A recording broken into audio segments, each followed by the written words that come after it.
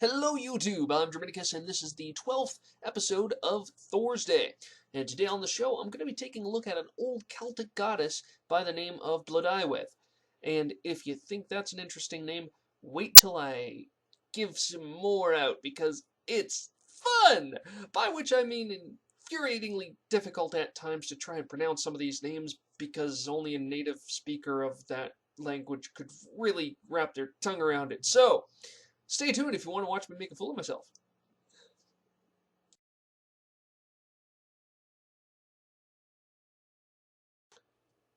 The name Blodeuwedd literally translates to flower face in Welsh, and this actually pertains to her origin as well as her domain, and I'll explain more on that later, and so you'll be able to understand exactly why she's called flower face. The depictions of Blodeuwedd are rather inconsistent in exactly what she may have looked like. Now, as far as the overall opinion is, though, is that she was a younger, beautiful maiden. Now, whether she was blonde or brunette, whether her features were more angular or softer, we don't really know, as there have been many interpretations of what she's looked like. In the texts where she has been mentioned, nothing was said of exactly what she looked like, at least not so far as we've been able to see. So as to what she looks like, it's pretty much open to interpretation, but generally the consensus is that she is a young, beautiful maiden. While Blodeuwedd was not worshipped in any one particular place, she was mentioned, worshipped, whatnot, throughout the entire Celtic region. Now, that region consisted, back in its prime, of Wales, Scotland, Ireland, parts of England, and also in, I do believe it was northern France, which is where the Gallic tribes lived. So in those regions is where you would be able to find the Celtic peoples and where they would be worshipping gods and goddesses like Blodeuwedd. The symbols of Blodeuwedd are very few, but as one can expect with a name like Flowerface, they are natural. Now, the first symbol is the owl, and I'll get to that more on the mythos section. And for the other symbols, they consist of various flowers and blossoms. Now, these are very specific ones. They are meadowsweet, broom, and the oak blossom. Now, amongst those flowers, there were actually some other ones that were mentioned, but it didn't come up as often. So I just stuck with those main three because those were the ones that were more prominent and are also part of her creation mythos, which, again, I will get to a little bit later. When it comes down to domains for Blodeuwedd, I found a plethora of various domains that she was associated with. Now, the thing with that is that many people tend to put their own ideas, their own interpretations and whatnot in regards to what a deity is responsible for. Now, in her case, obviously one domain that was pretty well universal was flowers. Again, flower face meaning, being her name, flowers being her symbols, kind of comes with the territory.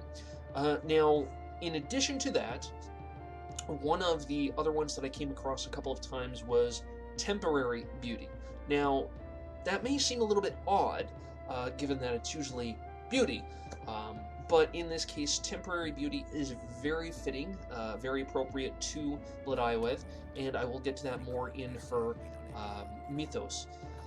And the other part of it that I was able to find that went with her was death and rebirth. Now, not exactly physical death, sort of a more of a symbolic death and rebirth.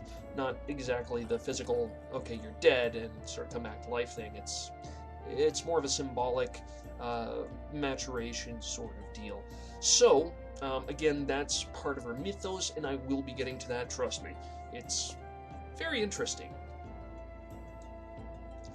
Because of the Romans, we don't know a heck of a lot about the Gallic and other Celtic practices, mainly because the Romans did what the Romans do best and supplanted their own belief system in place of the native one. Now, with that said, we do know some about what happened back then for worship and whatnot. So the Druids, which were basically their sort of religious folk there, they had their own rituals and whatnot. Now, they didn't have any particular temple to their deities. They were mainly held in wooded areas, whatnot, forest, woods, what have you, and that's where they would do their rituals and rites. Now, we don't know exactly what those rituals and rites were, 100%, but from what sources I've been able to find, it has been said that there was quite possibly human sacrifice, but I don't know for sure. In addition to this, a lot of the Druidic tradition was oral. So they would hand down different poems, songs, histories, myths, stories, and whatnot through storytelling and song singing to the next generation, and they would hand it down, etc. They had their own initiation rituals and whatnot, and people would have their own prayers to their deities and whatnot. Now, because of the Roman influence, you can see a little bit as it's going forward after the Romans had done what they did. You can see that the Celtic and Gallic traditions were slightly Romanized, basically supplanted with Christian ideals. So it wasn't purely Celtic and Gallic at that point. It was tainted with the Roman influence, so it wasn't 100% theirs. Now, what we do know now, as I had mentioned in previous episodes, there's usually some sort of festival associated with worship. And in this case, we can see that we do know that there were 4 different days to essentially mark the seasons, the changing of the seasons, where they would celebrate. Now, this is where my pronunciation is going to be coming in, trying to articulate what I'm saying here. So we have Samhain, or Samhain, which meant end of the warm season. Now, this was celebrated in what we would say is November, the 1st of November. There was Imbolc, or Bridgid, which meant in the belly, and that would take place in the 1st of February. So that marked when the winter is now waning. There was Beltane, or Beltane, which was was on May 1st, which is the fires of Bel. So that's during the peak season of blossom, where everything is starting to regrow and whatnot. And then there was Lugnasad, or Lammas, which was on August the 1st, and that was the Feast of Lugh, which was named after the god of light. So that was sort of their harvest time. So yeah, those were pretty much the main celebration feast sort of days. And aside from that, there's not really a lot known, again, because of the Roman influence. They tend to stomp out native culture wherever they go. So that's pretty much about all we know as far as the worship of the Celtic and Gallic deities go. So the myth surrounding Blodeuwedd is really kind of neat. Just going to run this down as quick as I can and as accurately as I can for the sake of time. So, first off, Luoghi, he was the son of Arianrod, a goddess. Now, for whatever reason, she thought it prudent to curse him with a threefold curse, basically. And that curse was, 1, he could not get his name until she gave it to him. She would also withhold his arms and armor until such time as she saw fit. And he could not marry a mortal woman. Now, the reason for these, or why these are important, is that these requirements need be met in order for him to succeed into the kingship.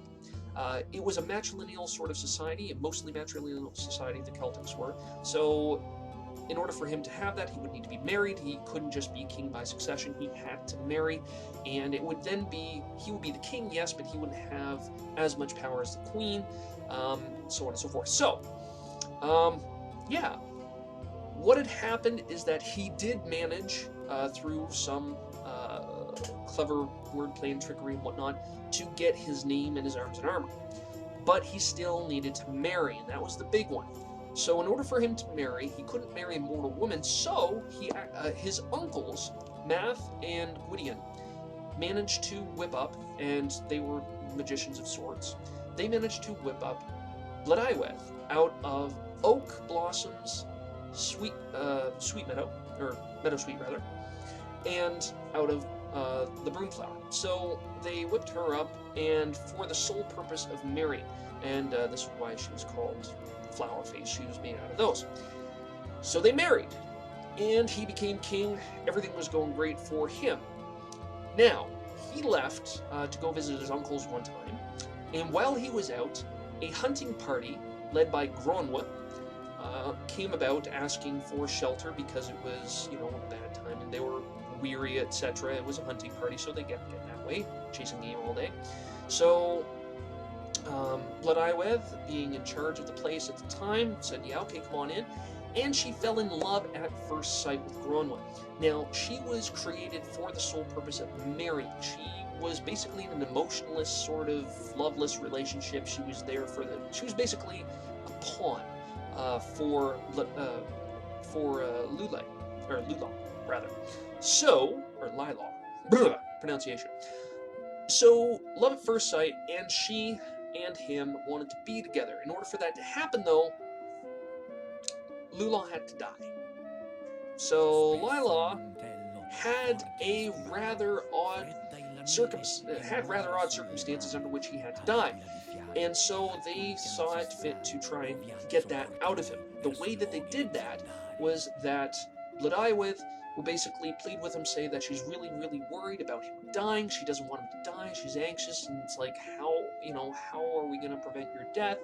And eventually, Lila divulged the information, and that he had to be both indoors and out. He had to be both in water and out of water. He had to be both on foot and on horse.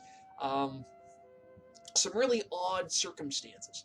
So, and he also had to be killed by a spear that was forged for exactly 1 year during the times only when people were in worship, during sacred times only. So, right away they got to work on the spear. A year later, they managed to get those circumstances, and it was a really weird thing. He was basically partly on horse, partly on land, in the water at the same time, and he was underneath a thatched roof along the riverside, so he was both indoor and out. It was really odd. Anyway, Gronw got the spear, chucked it, got him in the side. But he didn't die. He turned into an eagle, fled to the forest. Now, Math and Gwydion didn't really like this. His uncles were like, what the hell? Managed to kill Gronw, and knowing that this had happened, Blodeuwedd went into the forest, fleeing. So they got Lila back, turned him back into a human. He was fine. He was good.